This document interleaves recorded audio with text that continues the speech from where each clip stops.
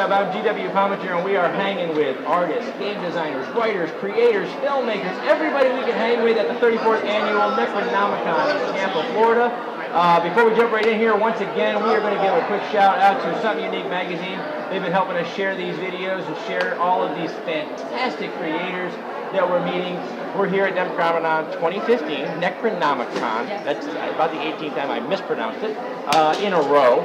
We're at the Grand Hyatt Regency in Tampa Bay, and we are hanging with Glenda Finkelstein, author, screenwriter, actress, and right now you have the Redemption Chronicles out. And that is Rumors of War and Dragon Throne. Dragon's Throne is due out in January of 2016. Okay. It is the second book of the trilogy. It's an epic fantasy series, very much like Game of Thrones or Tolkien's Lord of the Rings. Outstanding. So we know where your influences are. Yes. Okay. Well, thank you for hanging with us, Glenda. Really. So tell us a little bit about the Redemption Chronicles to start out. Let's go ahead and dive right in with that. Well, the Redemption Chronicles, as I said, is an epic fantasy series, and it deals primarily with prophecy. You know, you have this prophecy that was spoken over generations, I mean, like thousands of years ago, that the sadist king would actually rise to power, and upon his rise, he would usher in the age of the dragon. Okay. But the expectation of what was going to happen and what actually takes place are actually two different things, because what progresses through the series is that you have the two sons of the king. They were at war with the King Togarma. Okay. And so they have this civil war, for lack of a better term, and King Ophir actually wins the day, and so unites the entire land of Navarre. So it's no longer a southern kingdom, northern kingdom type of thing, it's the land of Navarre. So everything he does for his own gain. He's trained his sons to take over his throne and to be ruthless and not to trust love or any sort of mercy. It's just... Now, these are not your first books. These are not your first creative thing. You have... How many books out right now? I have 9 novels to date. 9 novels? Yes. Are they all similar genres, or? Science fiction. Okay. I've got The Edge of the Universe, which is a sci-fi fantasy blend, and it is probably one of my very first novels that was published. It was very popular with the YA market. Okay. I also have the most recent sci-fi novel, which is Phoenix Rising, which is a military sci-fi. And that has actually had a game designed after it, which is due out soon. So that'll be coming out in a little while. And the Nemesis Rising, Nemesis Return series, which is a supernatural sci-fi thriller. Wow. Yes. And I also delved into a little bit of historical. With the lives of Mary and Joseph. Okay. And some poetry, short stories, and those sorts of things. Now, we spoke with your husband a little bit earlier, and we know you guys have been kind of doing the con circuit now for a long time. We started in 2003, yes. Wow. How is Necronomicon? Are you enjoying yourself? Oh, yes, I love Necronomicon. How's it measure up? Well, it's a local con for me, so it's in the neighborhood, so it's I've done this every year since 2004. Wow. That is great. So it's been a teaching con for me, kind of helped me get my convention legs and being able to work the panels and learn how to present and things of that nature. So it was excellent. That's great. That is great. There's a lot of creative people here. I mean, everything from cosplayers to other authors. I was in there. They're making chainmail. I mean, so it's they make any.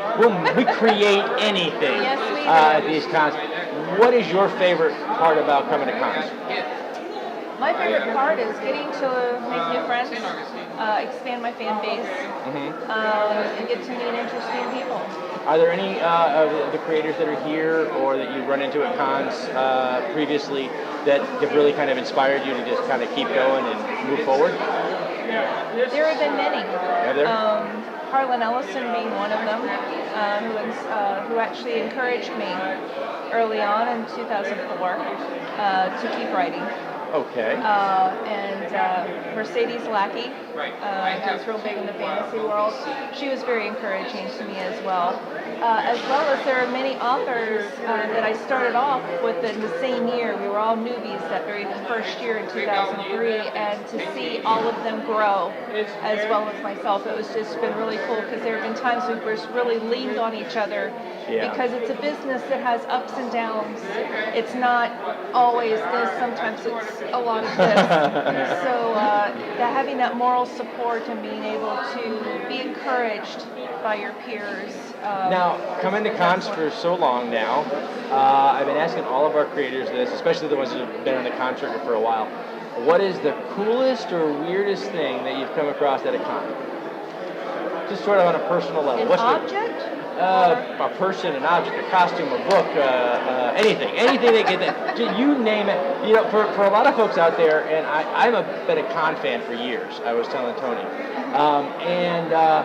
but I never actually got to come. And I would tell some of my friends, hey, I want to go to this con or I want to go to that con, and they look at me like, you want to go to a con? Okay. And because from the outsider's perspective, it really is a creative buffet of people. It is. And so I've been asking everybody, just kind of for fun, what's the strangest, weirdest, or most cool thing that has happened at a con? Okay. That would have to be the con that I did up in Baltimore, Maryland. Okay. This is my first full year on the convention circuit, and while I was there, I was asked to sign a snow shovel.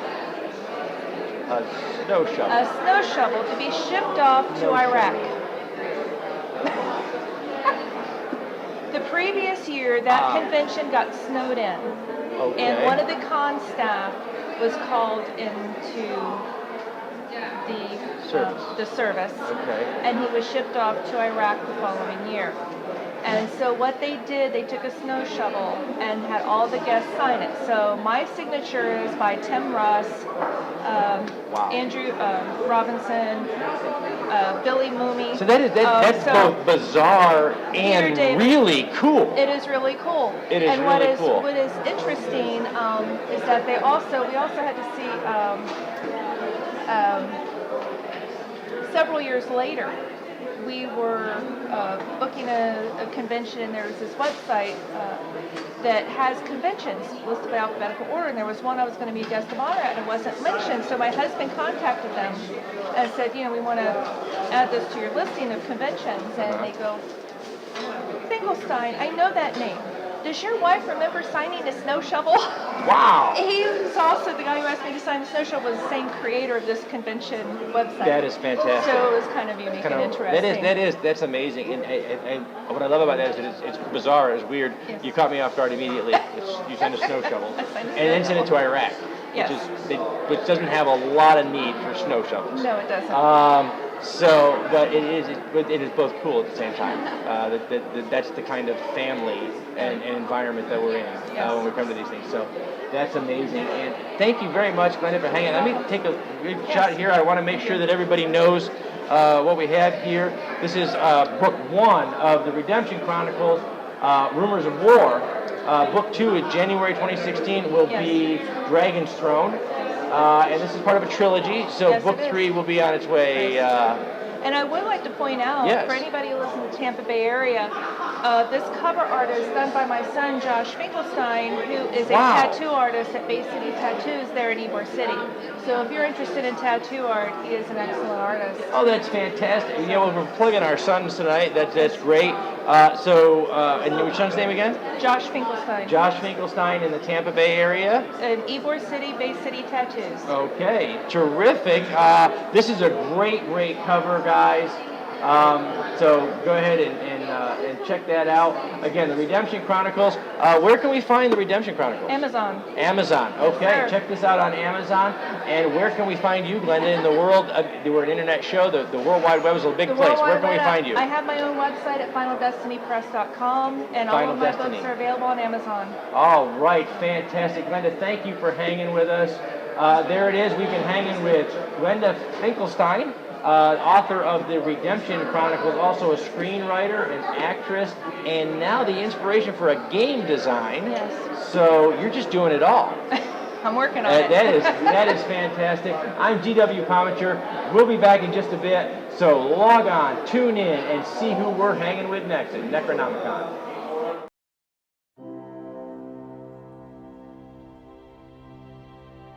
I think there's something that we all have in common. Something primal. Everyone wants to be seduced. All we need is one night and an appetite. I'm just saying it's natural. Take away social etiquette, it's just we seduce to survive. And I bet if you could spy in any room here right now, you see a seduction of some sort going down in everyone. I promise, I'll be a perfect gentleman. Darling, I do. Are you trying to imply that I am questioning my sexuality? Aren't we all? Women want a whole lot more than just to be seduced and then screwed and discarded by some chauvinistic douchebag with non-committal issues. Don't you want to be with a guy who just wants to please you? Seduce you. You have a guy who loves you and takes care of you? Yeah, I have someone.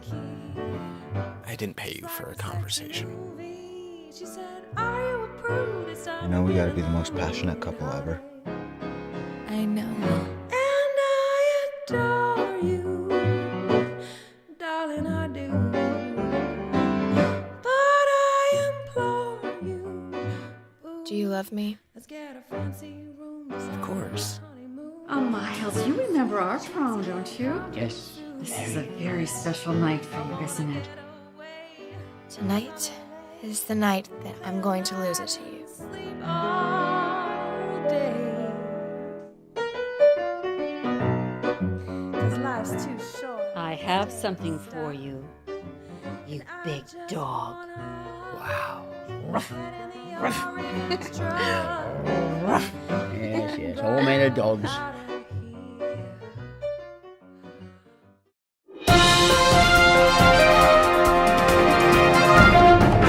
Hello, World Wide Web. I'm GW Pomichter, and we are hanging with artists, game designers, writers, filmmakers, creators of all kinds at the 34th Annual Necronomicon in Tampa, Florida. Before we jump right in, once again, we want to go ahead and send a big shout out to our friends over at Something Unique Magazine for helping us share these videos and share these artists and creators with you all weekend long. We're again at Necronomicon 2015 at the Grand Hyatt Regency in Tampa Bay, and we are hanging with William Hatfield, the author of the Fists of Earth series. We have with us here, we have Tough Crowd, which is book 3 of the Fists of Earth series. And William, thanks for hanging with us, man. Thank you. And how are you liking the con? How's the con going for you? Necronomicon's like coming home. Is it really? Yeah, I've been coming here every year since 2004. Oh, that's fantastic. And, what's the best part about coming to the cons? Well, first of all, this particular show, I get more hugs the first 2 hours I'm here than I get in the month of July. That's fantastic. It's old home day. It's old home. It's all familiar faces. That is great. That is great. Well, tell us a little bit about the series, and most of all, this is the most recent with the series. So tell us about it. Well, that's what I call my third episode in my 9-part trilogy. Okay. Fists of Earth. Yeah. I do that for the sake of my anal retentive friends. You just keep it just bothers them. They just can't get. Right now they're at home. They're going, oh man, he did it again. Yeah. I hope so. But basically, the first book is a cruise ship with 3,500 people. It gets hijacked by an alien ship with everybody on board.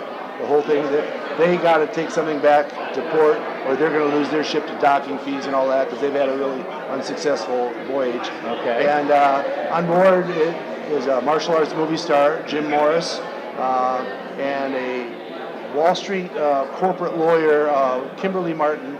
She's actually representing the company that owns it, and she's going to sell it they're going to sell it at the end of the voyage to a Japanese company. Okay. So the crew's half and half, half American, half Japanese. It's an expanding culture clash. So you got martial arts, Hollywood, and corporate America, Wall Street. They get romantically involved, obviously. Culture clash. You got Japanese Americans, expanding culture clash. And then you got the critters from outer space and humans. Big time culture clash. Yeah. And then the sequel, Dual Role, that's captive audience, by the way, the first book. Okay. And then the sequel, Dual Roles, gets some of them back to Earth. Jim Morris, the martial arts actor, is on board with his cast and crew. filming the last scenes to his next blockbuster. Okay. So he leads a rebellion with the cast and crew. They're all martial artists. And they get in control, but they're way out in space, like the first book. The sequel, some of them stay out there, some of them come back. And we got to deal with, what do? I've been gone for 4 months. There's a cruise ship missing, about 2,500 people missing. I'm just going to go to work on Monday and pretend it didn't happen. I was sick. That doesn't really work. So there's a whole bunch of things happening, both on a personal and a FBI, and everybody else. The Japanese want to know, corporations want to know, Israelis want to know, everybody wants to know. And how do you explain the spaceship in the backyard? That's we don't talk about that. And then the third book, the aliens follow him back to Earth, and I like to say a bad time is had by all, except the readers. The readers have a good time. That's great. This is a lot of story. Yeah. And you've mashed up a lot of things from action and sci-fi, obviously, and like you said, just the idea of clashing cultures and how that works on so many levels. What inspires a 9-part trilogy like this? It started off as I had a writers group approach me because they knew I'd written some short stories in the 70s, all bad I might add, but they needed a male in their writers group for a male perspective. Am I writing this as a woman writing a guy character? Is it working? We need a guy. And I owned the local sci-fi comic shop at that point, and I was an obvious choice, so I joined them. And I brought one of my short stories the first week. We all laughed at how bad it was. Good style, good ideas, bad overall. But I said, I'll bring something new next week. Because every Monday they met, which is pretty impressive that they actually, for years, we met every Monday. But the next week I brought what became part of the first chapter to the captive audience. And I thought I was writing time travel for about 2 or 3 chapters. And at some point, I have to paraphrase what I said out loud in my kitchenette while I was writing. Holy stuff. This isn't time travel. This is alien abduction. This is YouTube, man. You can say holy shit. Holy shit. This isn't time travel. This is alien abduction. And I literally had an epiphany. That's where awesome. I'm going to go to. Because I was writing off, I had these ideas I love the culture clash aspect of it. I think that's what science fiction, fantasy, really, all of this kind of speculative fiction environment that we're in, I think that's one of the things it does best, is it takes issues like clashing cultures, racial issues, gender issues, and it throws them into a place where they're so mashed up, they're almost unrecognizable until they unfold in front of you. And you have to question your own perceptions of those issues because it was okay. We really hated that bleeping alien. I can't even do that one on YouTube, I don't think. Anyway, but we really hated that guy. Then he turned out to be a nice guy, and now it made me question everybody else that I think I hate back home.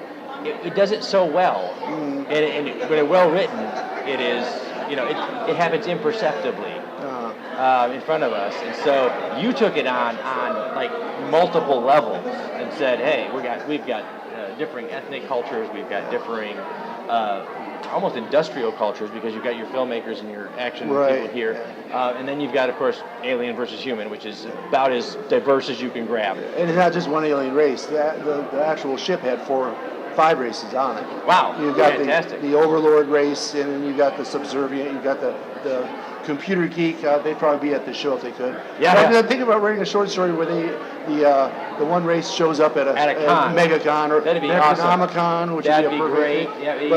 I've been warned that's too fanish, so I shouldn't do it, but I'm probably going to do it anyway. I think then you've got a couple of warrior races. I talked with a couple other authors earlier, and I think one of the fantastic things about the con circuit is that this is the one place where you can find the artists are the fans.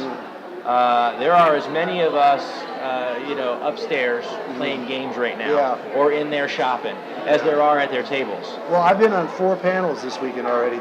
2 of them were writers' panels. 2 of them, one was Firefly and Serenity. That was last night. That was a good panel. Was it? We didn't get here until later after that. And I was actually looking forward to that. An hour or so ago, I was on a Babylon 5 panel. And I was on those panels because I'm fans of both. I am. I'm a huge B5 fan. Yeah. And there's rumors of a reboot.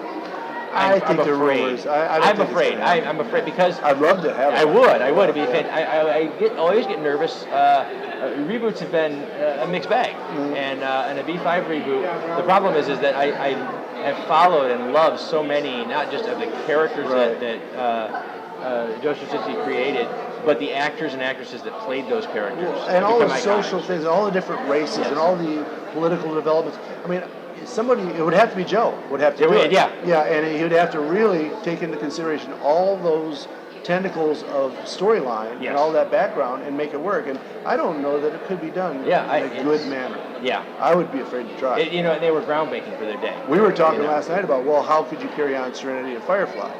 And I was like, we'd really have to.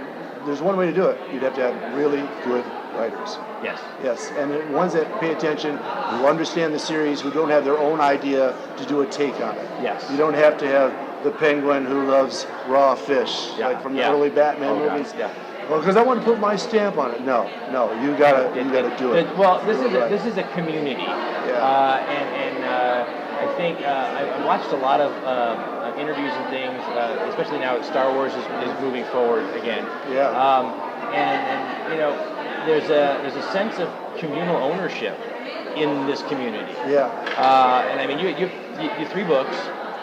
The more people read it in this particular community, the less they're your books anymore, because there's a community sense of ownership now, and they come to you and they say, when are you going to do this with this character?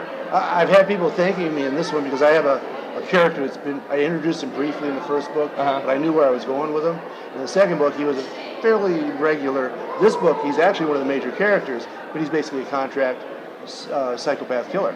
And he does contract work and whatever it happens to be. And I wrote a couple scenes in, and you wouldn't believe the response I got. They love it. They did, because they have ownership of this character, and they've been wondering for a long time now. So, we're the hands. We get to do the creating, but really they're the ones that they're going to come and they're going to let us know. Yeah. Why did you do that? Yeah. And it's a mixed bag, and we had a blast here. We've had a blast talking to so many great artists. At this event. Well, this is a nice show with a good mix. I was on a panel last night with Joe Haldeman, Ben Bova. These are 2 giants. Yeah, no doubt. How do you do that? How do you go from? I mean, you obviously you love the genre, you love the fans and everything else. How have you transitioned since you started doing your writing to being from the seats out there to the seats up there? And sitting next to, like you said, these are giants. You sit there. I was telling somebody earlier, the very first time I got to speak on a panel of any kind, I sat there and I literally out loud, I couldn't help myself but out loud say, I have no idea why I'm sitting here. Yeah. Because my claim to fame is that I stand next to guys like that. Yeah. And I go, and that's, so how do you transition into that? How's that been for you? Well, one is, fortunately, like Joe Haldeman, he's like family. His niece, I gave her first job, and so it's easy when you got to transition away through friendships and stuff. But it's daunting too, because I had one case where I used to go to a lot of shows and meet a lot of celebrities when I've owned or managed bookstores since I was in college. Okay. And through that, I met a lot of celebrities, and I decided I was never going to be the awestruck, annoying fan. Even though I am. I am that, but I was going to disguise it. Just kind of mute it. Just going to mute it as We're much cool. as I could. But I met one author, and I will not name him because it's probably not appropriate, but I went up to tell him how his books changed my life because they made me think outside the box. And I was already assistant director of a foreign student dorm in college for quite a few years. So I had the background, and he gave me a new insight on certain cultures, and he blew me off. And I was just like, I'm praising this guy, and he really is ready to go somewhere else. Wow. And I'm not being a fan praising him. I'm telling him, real reasons why it mattered.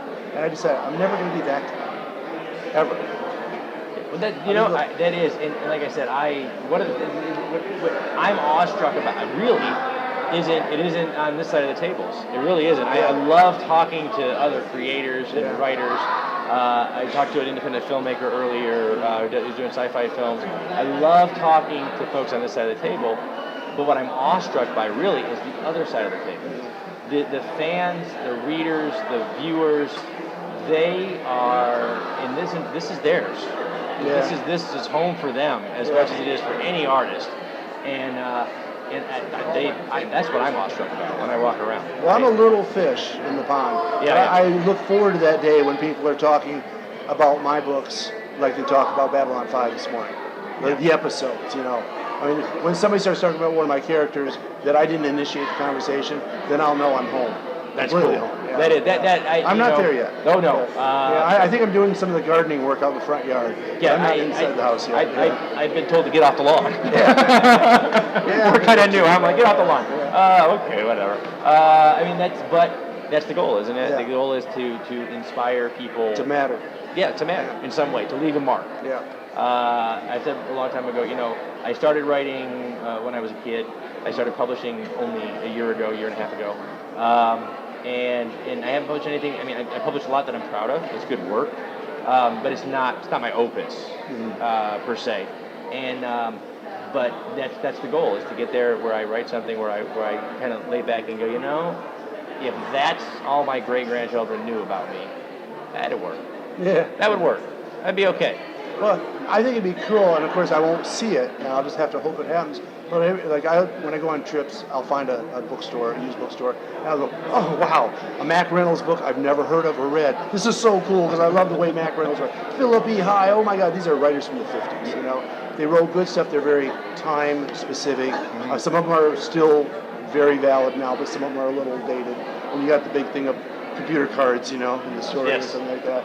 But anyway, I just love the fact that I find these treasures, and someday maybe somebody will find one of my books in a bookstore. Oh my God, it's dual roles. William Hatfield, Fists of Earth. Yes. And they'll say, oh wait, those are the first books. Yeah. Those are the ones. Yeah. And so that'll be great, won't it? Oh, and look, here's this Key West weird quirky novel that isn't sci-fi at all, but that was good too. Yeah. Well, maybe they'll wheel us in so we can see those moments. Yeah. And maybe they'll come before they have to. Yeah, you never know. So William, thank you so much for hanging with us. Yeah. It's great. Look for William Hatfield's Fists of Earth series everywhere you can find online bookstores everywhere, I'm assuming. They're online, Amazon, either as Kindle or as physical books, out of the back of my car, at any show I'm at. All right. On Facebook all the time. All right, you're on Facebook. Are you on Twitter? And it's Bill Hatfield. I'm on Facebook. Bill Hatfield on Facebook. Look him up. He's an author. Tough Crowd, Book 3. That's the newest one. If you haven't started the Fists of Earth series, go get started, guys. All right, we are hanging with every kind of entertainer, artist, and creator we can at the Necronomicon 2015 is the 34th annual Necronomicon, Tampa, Florida. I'm GW Pomichter, and we're going to be back in just a bit. So log on, tune in, and see who we're hanging with next at Necronomicon 2015.